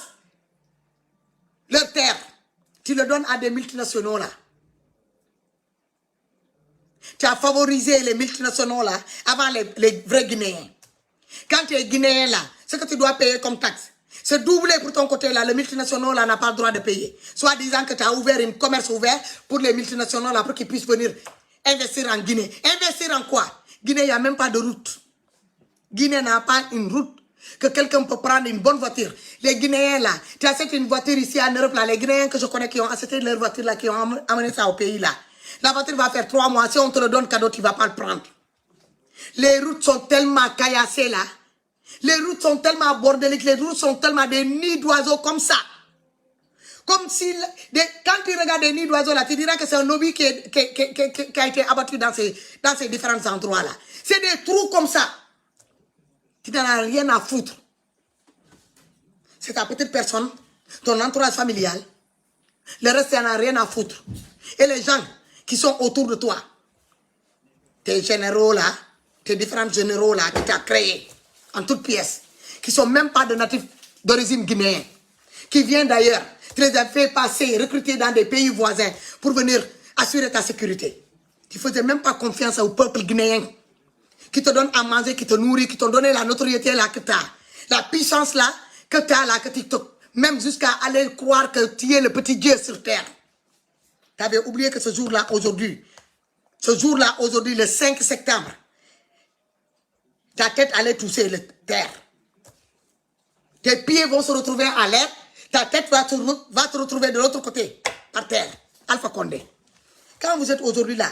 dans le bonheur là, vous ne pensez pas que demain peut arriver quelque chose. T'es où aujourd'hui? Regardez-moi ça. Un président qui était là avant-hier et hier, qui faisait des discours, quand il parlait au peuple guinéen là, c'est comme s'il parlait à des sous-merdes. Or que celui de merde, regardez avec son visage de désolation là qu'il a aujourd'hui. On dirait un chiffonnier. Regardez, on dirait un pauvre lot. Là, tu es parti comme tu es arrivé là, en Guinée. Là, tu vas partir comme tu es arrivé en Guinée. Parce qu'en venant s'asseoir au palais présidentiel en Guinée, là, tu es venu avec rien. Le peuple guinéen t'a tout donné. Ils t'ont tout donné. Le confort que tu n'as jamais eu depuis ta naissance jusqu'à aujourd'hui. Ils te l'ont donné. Et qu'est-ce que tu as fait en retour? Tu les as donné quoi en retour? La misère. Tu les as donné quoi en retour? Des larmes. Tu les as donné quoi en retour? Des prisons. Tu les as donné quoi en retour? Des massacres à belles réelles. Tu les as donné quoi en retour? Des tueries. Tu les as donné quoi en retour? Des manques de soins. Des manques d'éducation. École. Il n'y a rien. Des routes abandonnées. Tout est désert. Mais s'il te plaît, je peux avoir à boire aussi, s'il te plaît. Hein? De l'eau, s'il te plaît. Il y a dans le frigo. C'est ça, Alpha Condé. Voilà un président aujourd'hui là, qui se retrouve avec un pantalon, sans chaussures aux pieds, avec un slip et une chemise et un débardeur à l'intérieur. Là, c'est pas l'Alpha Condé président qui se vantait partout là, qu'on voyait dans les différents écrans là, qui se l'a joué président. Regardez-moi ce visage là aujourd'hui là. Ce visage là aujourd'hui, tu le présentes à quelqu'un ici, tu le dis que c'est un président d'un pays comme la Guinée, ils vont te dire que non. D'où tu as ramassé ce chiffonnier là? D'où tu as récupéré ce pauvre lot là? C'est qui c'est SDF? Regarde-moi ça. Ce visage de désolation là que tu as. Là tu as peur. Le peur que tu as infusé à ce bas peuple là depuis des années, depuis ton arrivée en Guinée. Aujourd'hui là, c'est le bas peuple là que tu as transmis avec la complicité de l'armée. Qui t'ont transmis le même peuple, le même peur là que tu les as fusés pendant des années et des années. Et ce n'est que le début. Là, tu es là. Tu es en train de penser 1000 questions. Tu es en train de te poser 1000 questions dans ta petite tête là. Ta grosse tête là. Mal formée là. Regarde-moi cette tête de vampire là. Voilà ces gens là. Regarde ta bouche là. On dirait quelqu'un qui a fait un AVC. Quand il parle, il bafouille. Quand il parle, il bafouille. Il n'articule pas. Pourquoi? Monsieur est tellement alcoolique qu'il suffit seulement que le soleil le touche. Un coup de soleil seulement, monsieur se trouve dans le cirage. Il mélange tout. Un monsieur qui n'est pas capable de tenir un discours pendant 5 minutes debout. L'hymne national même de la Guinée, quand ça retentit, le gars là se met à danser. Il oublie que c'est l'hymne national. Il fallait qu'on le ramène à la raison. Voilà un ivrogne comme ça là, à la tête d'un beau pays que je connais. Que mes ancêtres sont là-bas enterrés. Il a pris ce pays-là. Il l'a transformé en pays de haine. Les gens aujourd'hui s'entretuent pour un rien du tout. C'est des braquages à longueur de journée. C'est des coupeurs de route partout. C'est des crimes partout. Il a mélangé, il a pris des ethnies. Avant les Soussou, là, les Mandinga, les Peuls, les Djahanké, les Bambara, les Soninké, les forestiers cohabitaient dans l'harmonie. Ils se partageaient tout, ils échangeaient tout, ils s'entraidaient, ils se marient entre eux. L'arrivée de cette ivrogne-là a amené, à détacher tout ça là. Il a amené l'ethnicisme, il a amené le régionalisme, il a amené tout un tas de bordel. Parce que nous, des questions de religion, là, il n'y en a pas en Guinée. Non. Guinée-Conakry, tu arrives dans une famille, tu vois que la maman est chrétienne. Ses enfants sont musulmans, son mari est musulman. Ou bien tu vois la maman est musulmane, le papa est chrétien. En Guinée, il y en a. J'en connais des familles, plein de familles comme ça. Il n'y a jamais eu de problème de religion en Guinée. Ça ne se concerne là, alhamdoulilah rabbil alamin. Mais tout ce qui est ethnicisme, ce ivrogne-là, aujourd'hui, assis là, comme un pauvre lot là, dans une voiture, kidnappé par des militaires. Ça, le camarade, harama 4 sanday ci biti. Damay 4 sanday doomi xaram. Bo xamul li am ci dëkk bi man, li xew ci aduna bi man xam naa ko. Te li xew sa frontière la gën a jege di Sénégal. De xewoon na Mali. Mu xew Côte d'Ivoire. Mu xew Gambie bu ñu jege. Tey Guinée Conakry la. Barke dem ba Njaay Guinée Bissau la. Sénégal nekk ci digg bi. Ngeen 4 sanday ba nit ñi di wax di ubbi seen bët yi ngeen ne dee yéen doo leen dëgg jàmm bi da ngeen di ñëw fii di saaga nit ñi ku ma fi saaga ma 4 sanday sama yaram mi tey daa tànka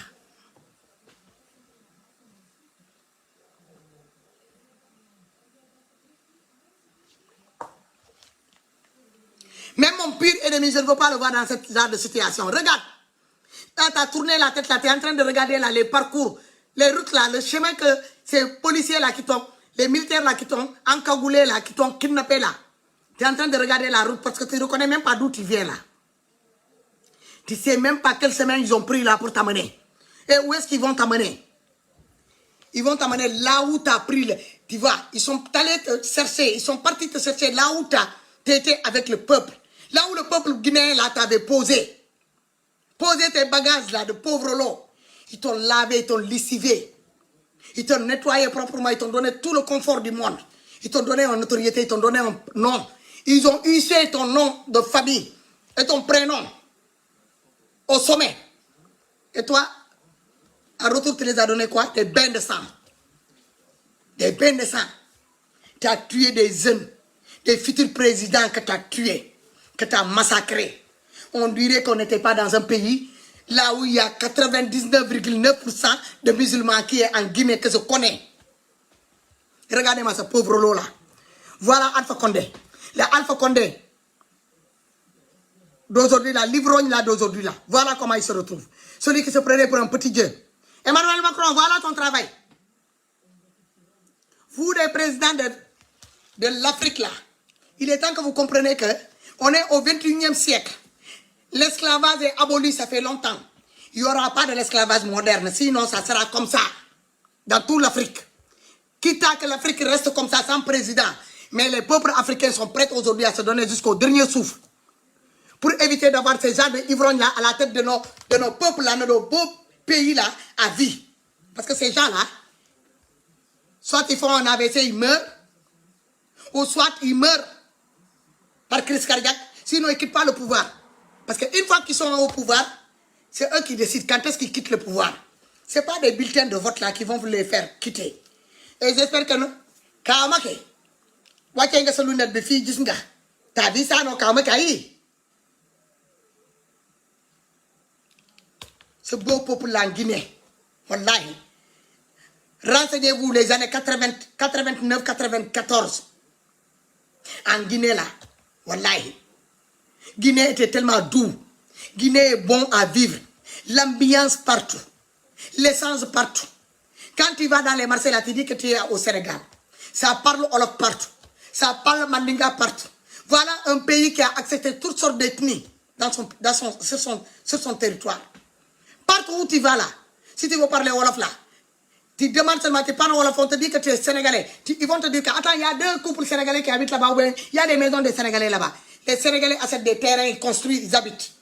Ils se marient avec des Guinéens, ils font des familles. Les Gambiens qui viennent au Mali, en Guinée aussi, ils font la même chose. Les Sénégalais, les Nigériens, toutes sortes d'ethnies qui rentrent en Guinée. Guinée, tu ne diras même pas que Guinée, c'est pour les Guinéens. Tu ne sauras même pas qui est Guinéen 100%. Parce que tout le monde est mélangé. Voilà un ivrogne comme ça là qui arrive. Regardez-moi cette tête de désespéré là. Regarde-moi cette tête de mongol raté là qu'on met à la tête de ces pays-là. Ils vont venir, ils vont détruire ces pays-là. Ils vont foutre le bordel partout. Semer le chaos partout. Magnon, mon khol sama, ya sama.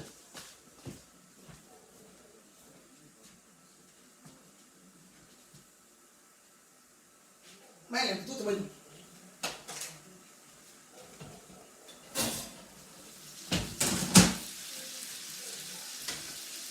Cookie a mangé parce qu'il gros.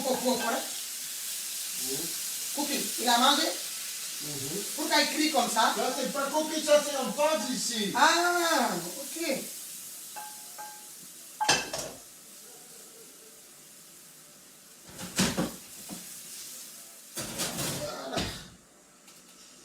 Voilà.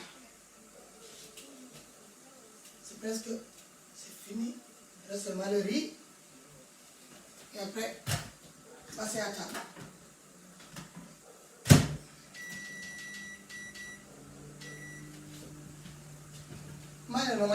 J'arrive. Ngay togg ngay wax ci Sénégal ngay wax ci àdduna bi ci les problèmes qu'il y a ah Guinée man dama ko xam Guinée dama ko xam ci côté ndey ci côté baay ñaari côté yépp am naa racine en Guinée je vous dirai pas dans quelle région ni quel village mais damaa am samay racine sama ñaari côté yépp foofu te sénégalais yi bëri am nañ seen racine foofu comprendre ngeen Guinée mooy dëkk boo xamante ni melul comme Sénégal xam nga Sénégal day gaaw a beddi di gaaw a seppi yow bokk nga fi bokkoo fii yow doo sénégalais yow lële nga sénégalais mooy joxe surnom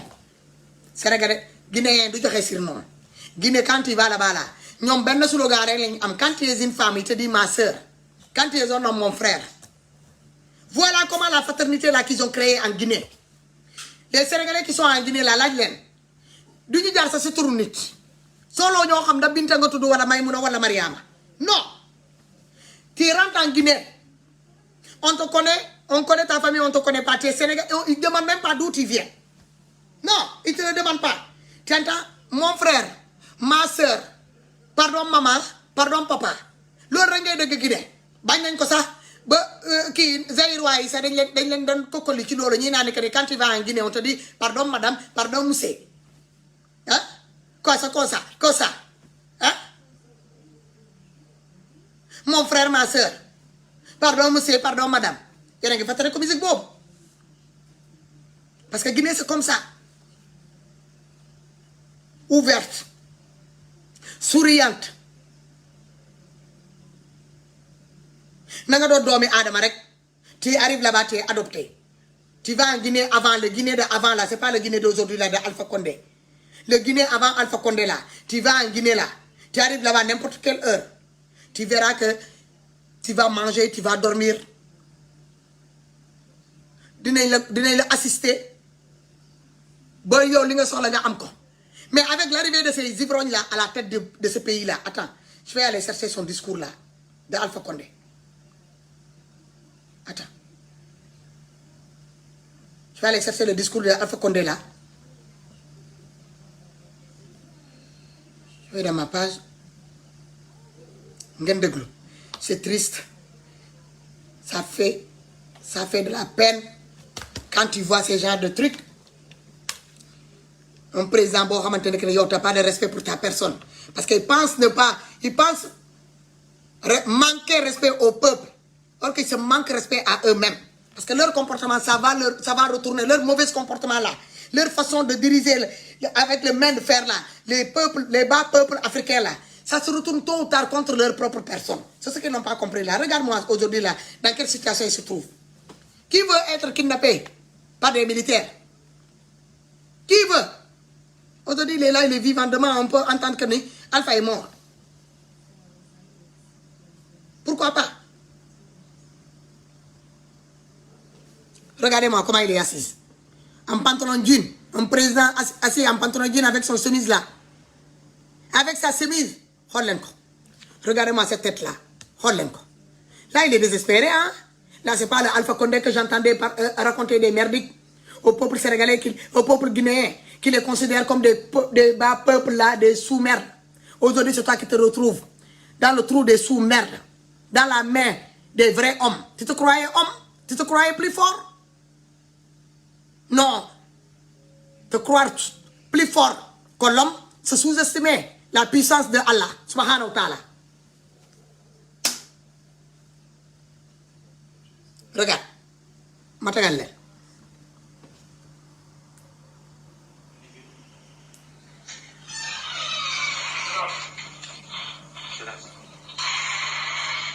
Attends, je vais le mettre sur le bafou. Je vais le bafou. Maïlan. Je vais le bafou comme ça, je vais le là, la Alpha Condé nekk di wax ci discours bi.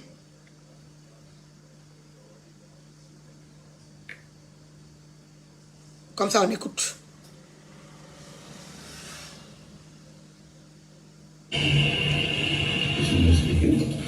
Oui.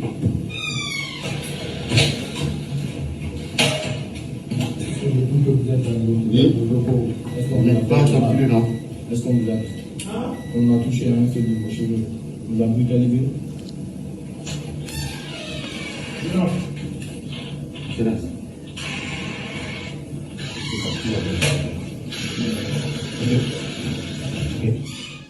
Guinéens et Guinéennes, chers compatriotes, la situation sociopolitique et économique du pays, le dysfonctionnement des institutions républicaines, l'instrumentalisation de la justice, le piétinement des droits des citoyens. Oui.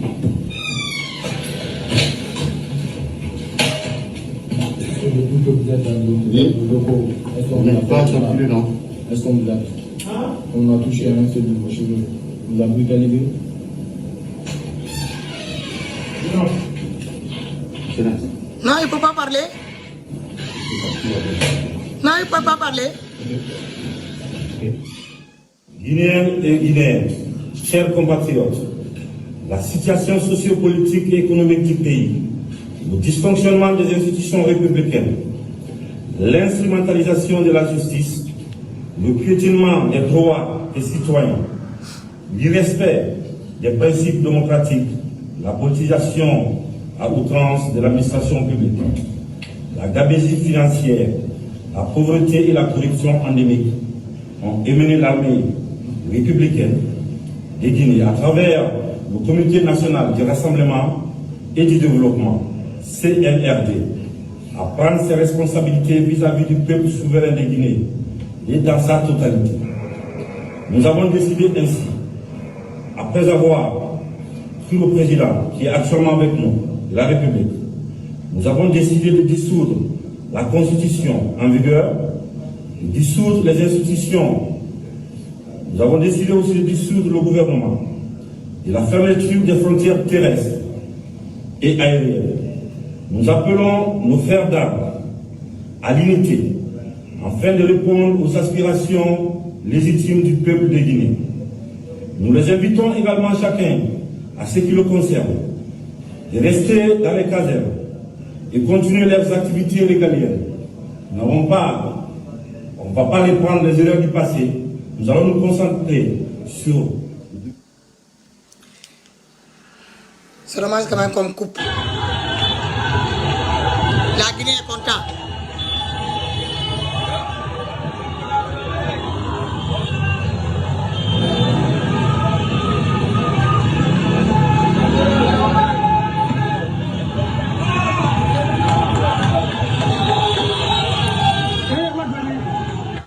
Tu vois ça? Un président qui a été kidnappé, voilà le peuple qui sort, qui jubile. Cela veut dire que les images là, Alpha Condé, ce n'est pas la peine de le maltraiter. Vous lui montrez seulement ces images là, après son départ, après son kidnapping là. Vous lui montrez ces images là, il va comprendre qu'est-ce qu'il a semé comme chaos dans ce pays. Regardez-moi ça.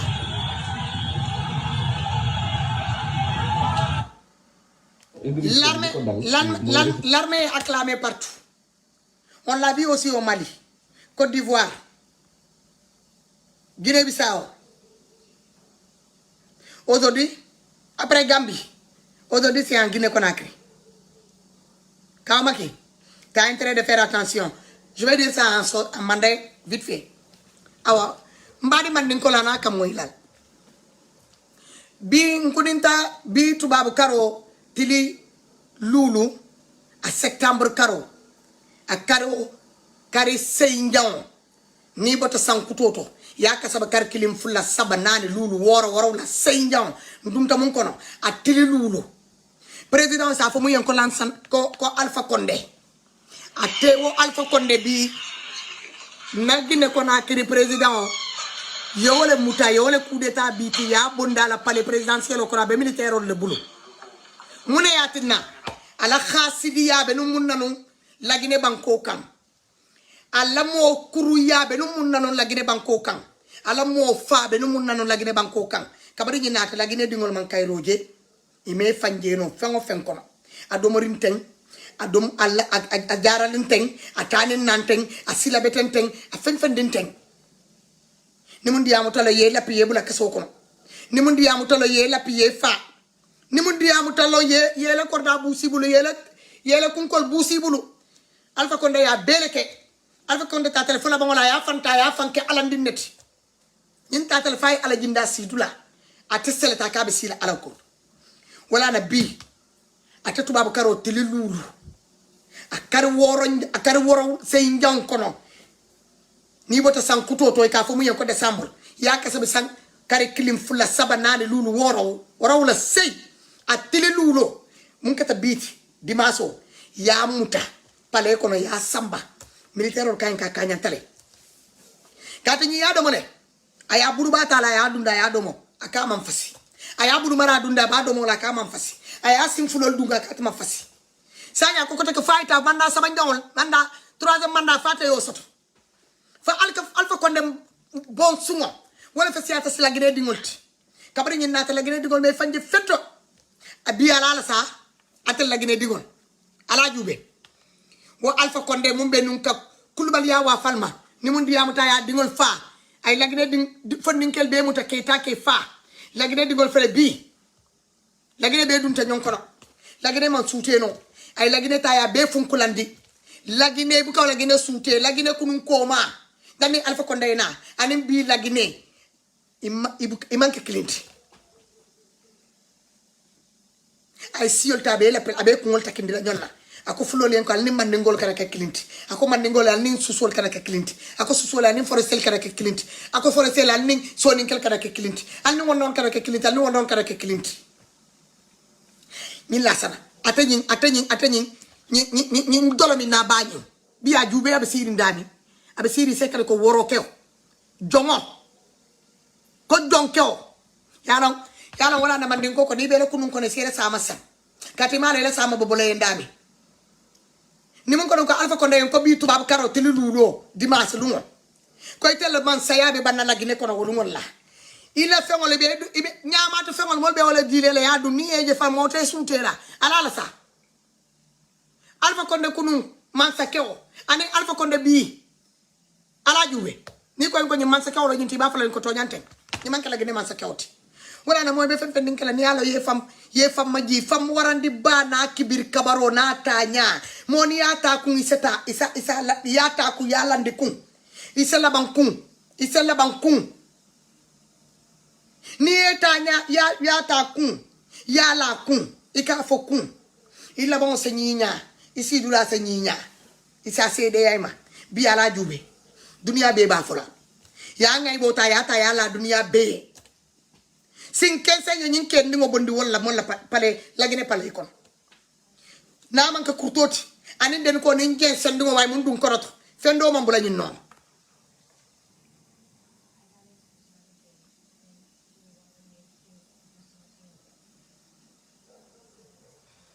Ousmane Touré mata ñi bo janto ding pour ngo iba taramo xo yana na ñante bila ko roding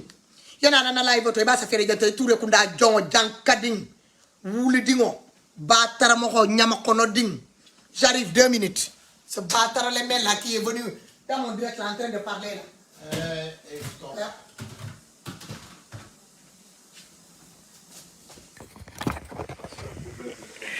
yana ya long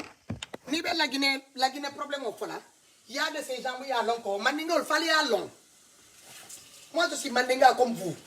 mais ndante alpha ko to ndate alpha supporter là parce que alpha mo fa la le ti alpha ifaro mun ke la Guinée ko président mo ok alpha problème khasidi ya mun natinam la Guinée ko mo kije alpha bo mol ko take la nyona be wande dingol ko take la nyona be faro ke la be sorondiro ke la ni mun ko kringa yebu la kasola na mun bura kasola ya fa na fa le tamu la Guinée amma ma ñol le tamu la Guinée non la Guinée mun la Guinée dingol le tati de alpha voté ma si la Guinée coup d'état le alpha si la Guinée bandiya woni alpha si la Guinée alpha nata sigita la Guinée sa teto alpha ba kele mun diya taye aba fala mun diya taye ni mun ko kili yesamba kaso ni mamun dundi kaso to yata ya fa élection mun tambita atene selu dale la Guinée din jël fata yef la Guinée din jël sare ase kasa ba may bam kabrin alpha nata ni sa intama la Guinée musol bebe kumbole dingol la Guinée dingol be xorita mo may xani sankata ke investir la Guinée braquage be partout coupeur de route mo sila contrôle be partout fala ate alpha kondele fesiata molti al nga to nya fa ñoy nga ñon jube ñako nga to nya fa ñoy tel man nga to nya fa ñoy parce que alpha bi ñi mun ke tala manga ni ay mbe ay ñi ni ne yalla duwa se ñi ne fay je yasan ay kay tati alpha na ka tele ñi duwa bondi atele ñi sada bondi wo duwa nak wo yara bi wala fatatama wala na 55 abuta wala te paleto ala de mikindingo na ngen sendingo na kurtu jino ise kaliko nyama to mo ya ta kun ni yake doyi itanya se ke doyi bo nya se ke doyi mais ni kay ba kele jirbi la kul be se jirbi bu le ay bari bu mo ya ta kun man saya kabane man saya kilin doro na buka ban wala ala man saya wala me ban wa ala mu yate fon da entel beda moy baadi mo sina ke fon feneti na yaje ko ka fukay baadi mo manke muti lo ya fa ko manke muti alfay mon batanda ay lagine kol batandi ay lagine dingol batandi ay lagine musol batandi ay lagine kewol batandi alfa man lagine kol muta fenti alfay lagine dingol batandi alpha ba sawlo ko kala la Guinée kono ni mun diyamata ye lappi ni mun diyamata ye fa ni mun diyamata ye samba kasola ye soron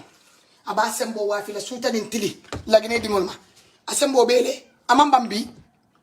amanda abanta alpha hena nan siri militaire ol blue nala ta jiola fa ya su jiola yemi kabone fonto nata pour que donc pour que bu ni ma samba tay bu abaka la kurtol kono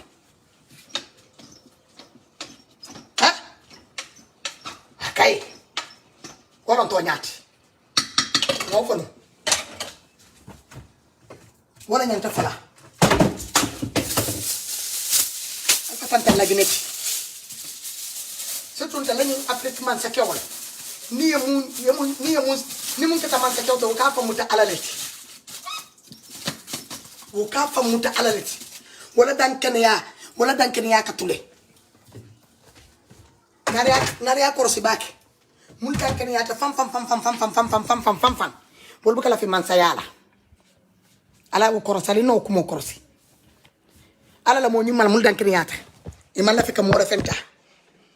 bol man la fi bol bukala fi man sayala mais alfa ñol sifa wala kan diawul ye tinyaru hasidiya jawya na num fiya wala alpha konde sifalti bi ala la sa alpha fele nala gine alpha fele mina nala gine alpha ti alpha bi nala la gine anen fem manna alpha bi taala bi anen fem ti taala fana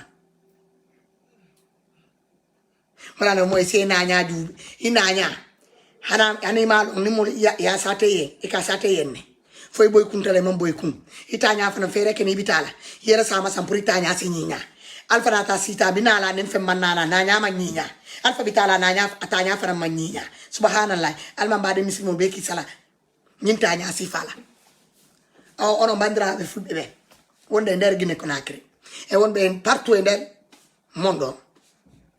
ndare Alpha Condé président mo Guinée Conakry ko Alpha nati nder Guinée Conakry o jibi fo e nder Guinée o addi problème ethnicisme régionalisme yimbe be no warandira haldo on piya on tigon ha o huwa nder tuba makko jette be wo natina be nder kasoji di sa inni tum Alpha Condé be natina ma nder kasoji sibe natina ma nder kasoji be warama sibe warare makade be puccina ma ha on tumati anda gireji di on fo be wadi exilé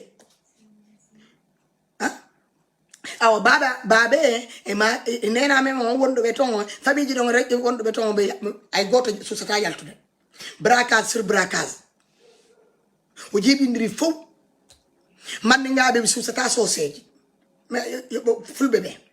susata foresteji be susata soninkeji di o jibi Guinée fo hay goto hettinta Guinée faldu nyawdu non waaw ta yattude natude nder hôpital ji dum wada nyawdu lekki ala hôpital adéquat ala hay fusko woni ala facture no série ko nyaamete ko no série lawol moddi don ala nder Guinée bare mi mama ngon ko to nena on ko to baba on ko tombe wora ko tombe jeya ko tombe hubba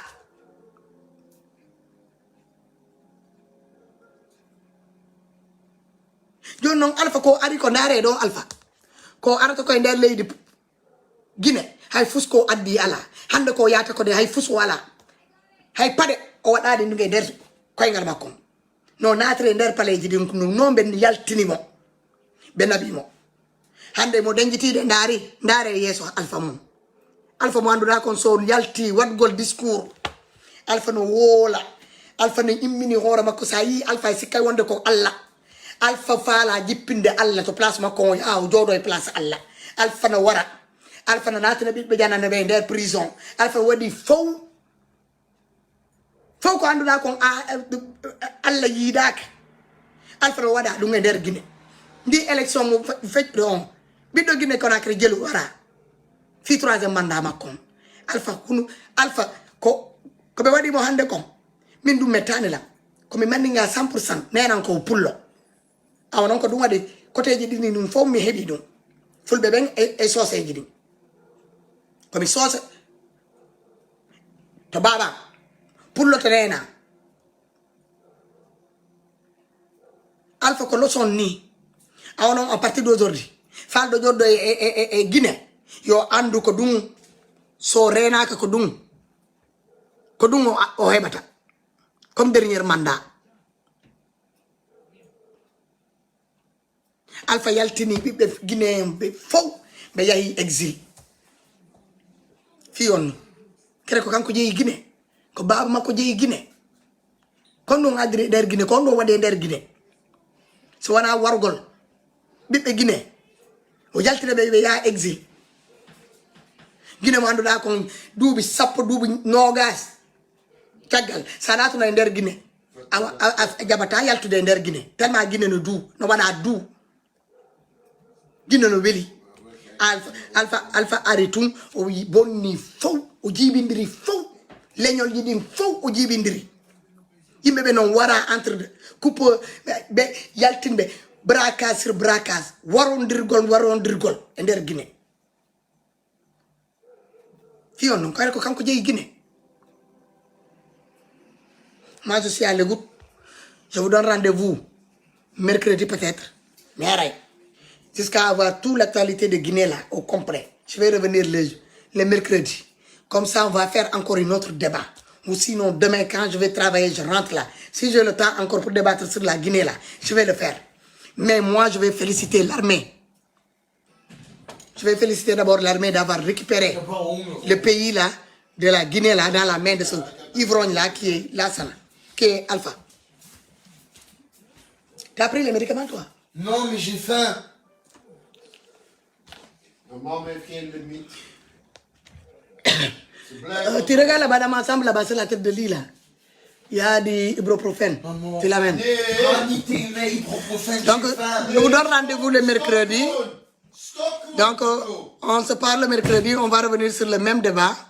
On va parler ça, on va élargir ça encore. Ça sera que tous les ingrédients sont déjà réunis. Parce que là, comme les choses viennent de se passer aujourd'hui, on n'a pas tous les ingrédients à la main. Pour ne pas sortir et raconter du grand n'importe quoi,